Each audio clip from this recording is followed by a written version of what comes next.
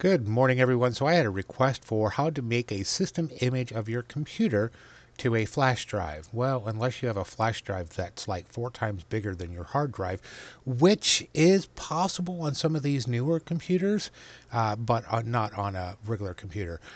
So you would probably need an external hard drive. This one is, an SSD connected to a USB to SATA connector.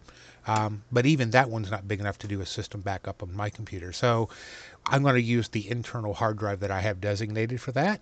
So what you'll do is you'll go to either Windows 7, Windows 8, Windows 10, Windows 11. You're going to go to Control Panel by typing it in your search box down below. Your control panel should look like this. If it looks like this, just switch the view to large icon mode. You're going to go into the backup and restore Windows 7. It's going to open up like this. There is a link right there. It says create a system image. You're going to click that. And then this box will pop up.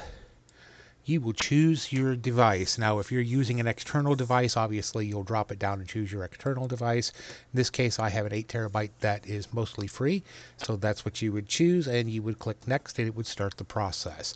Now, when would you use this? Well, when you use it, it's going to be when you get the blue screen of death on your computer when it boots up, and I can't fix it without wiping and reinstalling it.